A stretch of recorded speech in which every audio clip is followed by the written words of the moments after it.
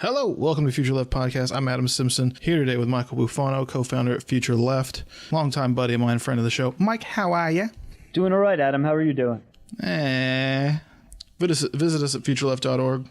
Talking today about a piece I wrote, piece of shit. No, but it's called Make America Afraid Again, because we like to have fun here. Make America Afraid Again, what the right doesn't understand about violent extremism. Basically, it's about the right's conception of counterterrorism, which I think is really stupid. There's this notion of common sense that I find, like, quote-unquote common sense, that I find really, like, authoritarian. And it's like, it's common sense. You just kick out all the Muslims, and then the problem's gone. If I had a top 10, like, just list of phrases that I can't fucking stand, common sense is one of them. They thought it was common sense, right, that the sun revolved around the earth. Right.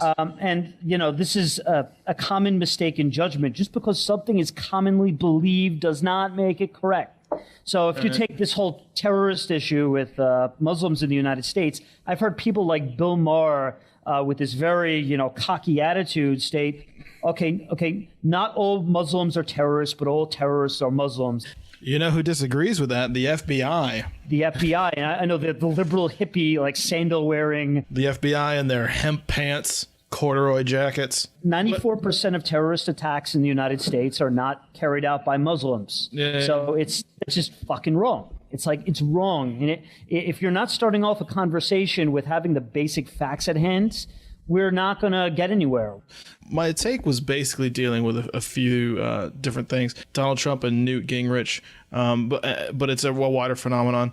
For instance, Newt Gingrich was bringing back the House Un-American Activities Committee, and I can't tell you, it pissed me off so much. I was so incensed by the idea. Should we be surprised? These, Republicans are always talking about how great the 1950s were, and Mr. McCarthy was a big part of that era in American history. But bringing back this Cold War relic, but I thought we had all come to agree that it was a shameful part of our history. Newt Gingrich was like, no, bring it back, it'll be great. And there's other notions, like Donald Trump wants to ban Muslims. We all know that. He says, he keeps referring to Muslims as they, and being very divisive about things.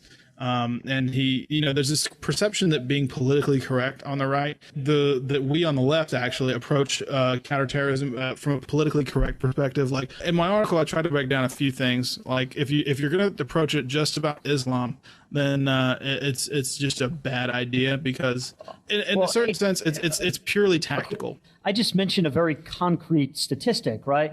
Let's say if you ban all Muslims from the country, then you have the other 94% of terrorist attacks to worry about, and you have approximately 30,000 gun deaths, most of which are not committed by Muslims. I mean, even if we were to blame the problem on Muslims and deport all of them tomorrow, this doesn't take away the problems with psychological illness. It doesn't take away the problems with, lax gun laws. There are a vast array of different issues that we have a problem with as a country.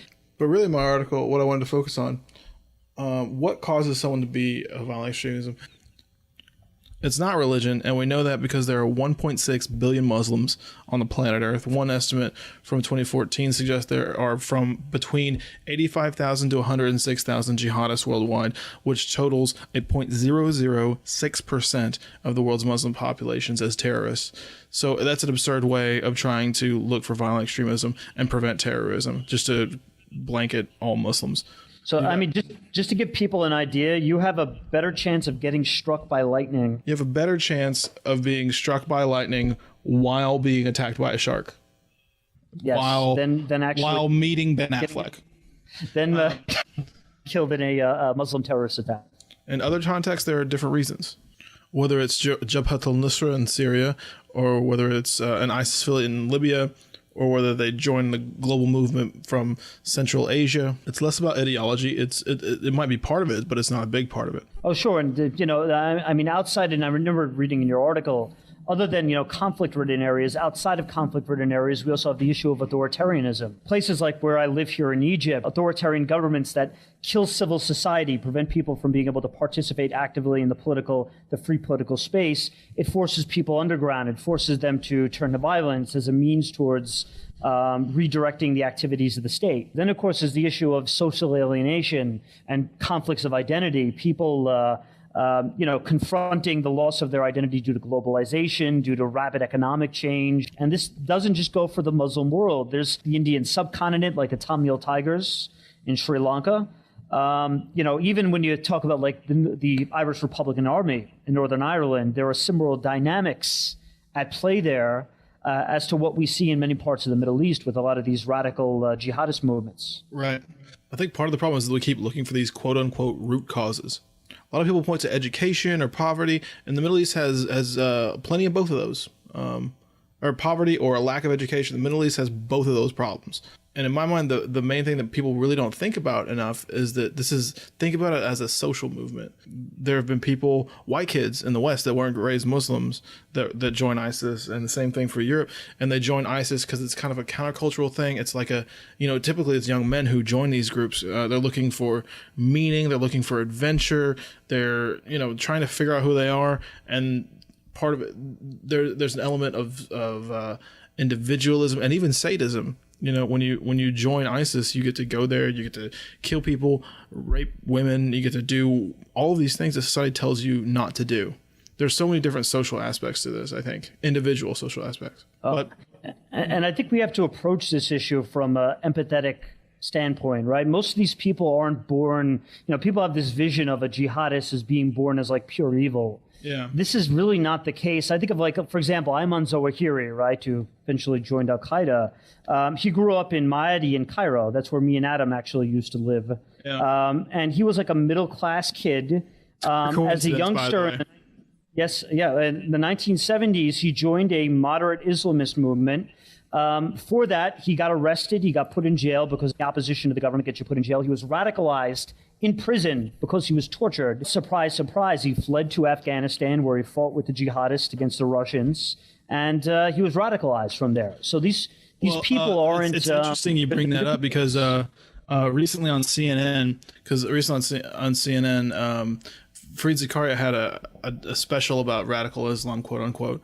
But the Sayyid Qutb, he in the documentary, he suggested that Sayyid Qutb was radicalized by coming to the United States and hearing the song "Baby It's Cold Outside." Yeah, and going and watching. He went to like these dance halls, and he got offended by seeing "Baby It's Cold Outside," and that song would make me into a murderer. Yeah. No, actually, scholars maintain that it was "Take the A Train" that radicalized Sayyid Qutb. But no, that's not true. Again, a lot of it has to do with behavioral psychology, particularly young men. And this was an article in Science Mag that I referred to in my article. Identity having a lot to do with this. I think even in the Orlando shooting, what we keep learning more and more about the killer's sexual orientation, that identity had a lot to do with this. And the transnational jihad stuff, that was something he could conveniently lose his cover, but I don't know that it was the primary motivation.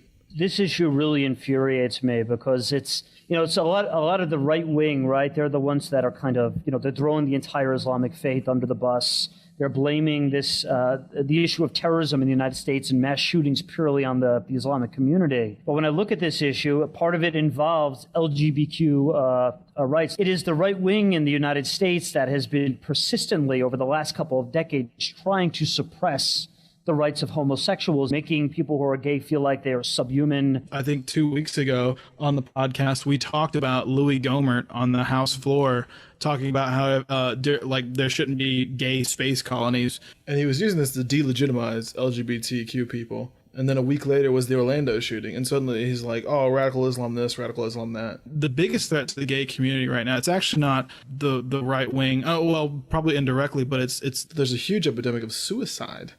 And, given what we know about the Orlando shooter being on Grindr or Jacked or whatever the hell they're called, I'm no expert. In a certain way, this could be looked at as another LGBTQ suicide, just on a scale we haven't seen before, I don't think. Well, the reason why suicide rates are higher in the gay, it's because, you got a lot of these young kids, they get bullied from a young age. Many of them are too scared to come out of the closet because they're being...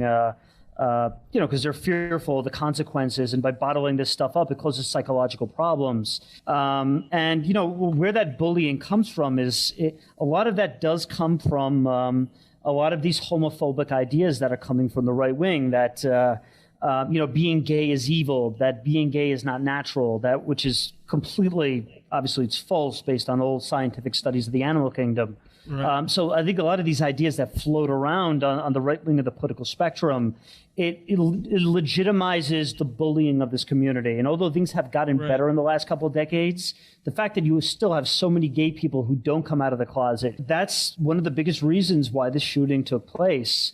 And so it's not just a Muslim issue, but it's a socially conservative issue and the way they treat the gay community. Also, in that way, we're talking about radicalization here. So identity issues, particularly when they feel like one is valuable, as particularly valuable, and the other, and maybe another part of their identity as under threat, like Muslim Americans. There's a natural human response to rally around an identity that you feel under threat.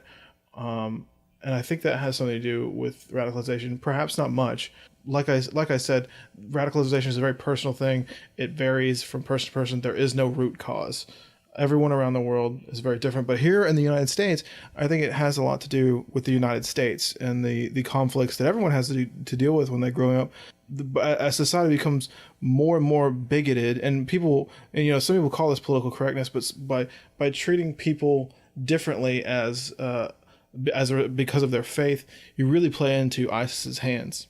In an issue of Dalbec, they actually published a chapter about, it was called The Extinction of the Gray Zone, meaning they want to eliminate the in-between where people choose between either option A, Western jihad against the West, or option B, jihad against the West. You can't just coexist anywhere at all. You have to choose one of these. That's their primary strategy.